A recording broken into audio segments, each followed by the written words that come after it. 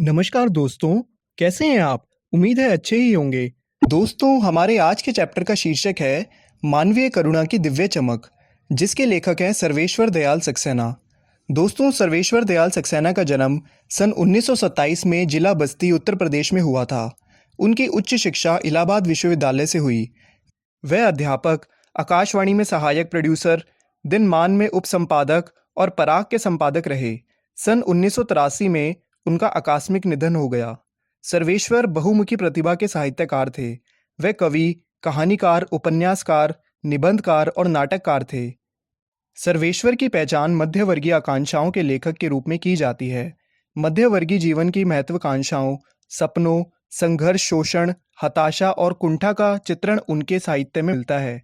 तो आइए दोस्तों, पढ़ते हैं उनकी रचना मानवीय करुणा की दिव्य चमक के बारे में। प्रस्तुत पाठ में लेखक ने फादर बुल्के के जीवन का चित्रांकन किया है। मानवीय करुणा की दिव्य चमक एक संस्मरण है जो कि सर्वेश्वर दयाल सक्सेना द्वारा लिखा गया है। अपने को भारतीय कहने वाले फादर बुल्के जन्मे तो बेल्जियम के रैम्स चैपल शहर में थे, जो कि गिरजों, पादरियों, धर्मगुरुओं की भूमि कही जाती है, परंतु उन्होंने अपनी कर्म भूमि बनाया भारत को। फादर बुल्के एक सन्यासी थे, परंतु प्रारंभिक अर्थ में नहीं।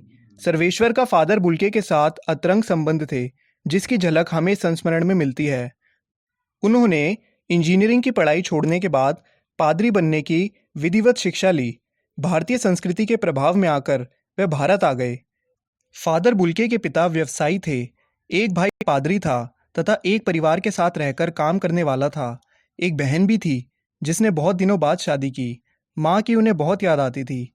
उनकी चिट्ठियाँ अक्सर उनके पास आती रहती थी। उन पत्रों को वह अपने मित्र रघुवंश को हमेशा दिखाते रहते थे। भारत में उन्होंने जिसेट संघ में 2 साल तक पादरियों के बीच में रहकर धर्मचार की शिक्षा प्राप्त की। 9-10 वर्ष दार्जिलिंग में रहकर अध्ययन कार्य किया। कोलकाता में रहते हुए बीए तथा इलाहाबाद से एमए की परीक्षाएं उत्तीर्ण की। इलाहाबाद में फादर बुल्के परिमल नाम की साहित्यिक संस्था से जुड़े थे। वह वहाँ हिंदी भाषा व साहित्य से संबंधित गोष्ठियों में सम्मिलित होते हुए गंभीर बहस करते थे। वह लेखकों की रचनाओं पर अपनी स्पष्ट राय और सुझाव भी देते थे। वह सड़क पर जा रहे लेखकों के पास से साइकिल से उतरकर पहुंच जाते और उनकी रचनाओं पर बातचीत करते। फादर बुल्के ने हिंदी में भी शोध किया, जिसका विषय था राम कथा, उत्पत्ति और विकास। उन्होंने एक नाटक ब्लू वर्ड का हिंदी में नील पंछी के नाम से अनुवाद किया। फादर बुल्के रांची के सेंट जेवियर्स कॉलेज में हिंदी तथा संस्कृति विभाग के विभागाध्यक्ष हो गए। वहीं उन्होंने अंग्रेजी, हिंदी कोश तथा बाइबल का अनुवाद भी तैयार किया। फादर बुल्के को हिंदी को राष्ट्रभाषा के रूप में देखने की बड़ी चिंता थी। वह हर मंच पर इस चिंता को प्रकट करते तथा इसके लिए बड़े सही तर्क देते। जब कोई हिंदी बोलने वाला ही हिंदी की उपेक्षा करता तो वे अत्यंत दुखी हो जाते थे।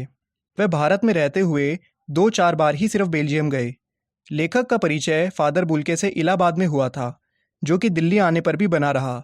लेखक उनके महान व्यक्तित्व से बहुत प्रभावित थे, जिससे उनके पारिवारिक संबंध बन गए। वह एक बार रिश्ता बनाते तो तोड़ते नहीं थे।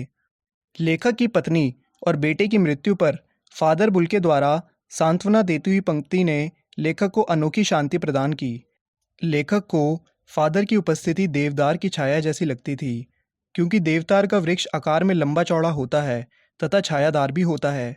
फादर बुल्के का व्यक्तित्व भी कुछ ऐसा ही था। जिस प्रकार देवदार का वृक्ष वृहदार होने के कारण लोगों को छाया देकर शीतलता प्रदान करता है, ठीक उसी प्रकार फादर बुल्के भी अपनी शरण में आए लोगों को आश्रय देते थे तथा दुख के समय में सांत्वना के वचनों द्वारा उनको शीतलता प्रदान करते थे। दोस्तों, इस पाठ में फादर बुल्के को भारतीय संस्कृति का एक अभिन्न अंग कहा गया है, क्योंकि वह बेल्जियम से भारत आकर यहाँ की संस्कृति में पूरी तरह रच बस गए थे। वह सदा ये बात कहते थे कि अब भारत ही मेरा देश है। भारत के लोग ही उनके लिए सबसे अधिक आत्मीय थे। वह भारत की सांस्कृतिक परंपराओं को पूरी तरह आत्मसात कर चुके थे। फादर बुल्के की मृत्यु दिल्ली में जहरबाद से पीड़ित होकर हुई। अंतिम समय में उनकी दोनों हाथ की उंगलियां सूज गई थी। दिल्ली में रहकर भी लेखक को उनकी बीमारी और उपस्थिति का ज्ञान ना होने से बहुत अफसोस हुआ।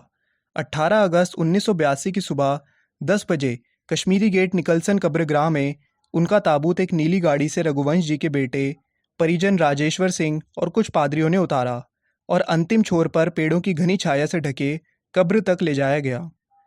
फादर बुल्के के मृत शरीर को कब्र पर लिटाने के बाद रांची के फादर पास्कल तोयना ने मसीह विधि से अंतिम संस्कार किया और सबने श्रद्धांजलि अर्पित की। लेखक के अनुसार फादर ने सभी को जीवन भर अमृत पिलाया, फिर भी ईश्वर ने उन्हें जहरबाद द्वारा मृत्यु देकर अन्याय किया। दोस्तों, लेखक ने फादर बुल्के को मानवीय करुणा की दिव्य चमक कहा है, क्योंकि फादर के हृदय में मानव मात्र के प्रति करुणा की असीम भावना विद्यमान थी। उनके मन में अपने हर एक प्रियजन के लिए ममता और अपनेपन का भावना उमड़ता रहता था। वह लोगों को अपने आशीषों से भर देते थे। उनकी आंखों की चमक में असीम वात्सल्य तैरता रहता था। वह लोगों के सुख दुख में शामिल होकर उनके प्रति सहानुभूति प्रकट करते थे तथा उन्हें सांत्वना भी देते थे।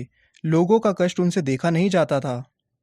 लोगों के घर आना जाना नित्य उनका प्रतिकाम था।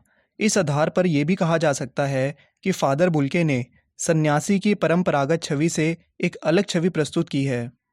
दोस्तों, बीच में लेखक ने यह भी कहा है कि फादर को याद करना एक उदास शांत संगीत को सुनने जैसा है। इन पंक्तियों का आशय यह है कि जिस प्रकार एक उदास शांत संगीत को सुनते समय हमारा मन गहरे दुख में डूब जाता है, वातावरण में एक अवसाद भरी निस्तब्ध शांति छा जाती है और हमारी आंखें अपने आप ही नम हो जाती हैं, ठीक वैसे ही दशा फादर बुल्के को याद करते समय हो जाती है। तो उम्मीद है दोस्तों, आपको यह एक्सप्लेनेशन समझ में आ गया होगा। आपसे मिलेंगे अगली वीडियो में। तब तक के लिए देखते रहिए खेल खेल में ज्ञान। Okay, thank you.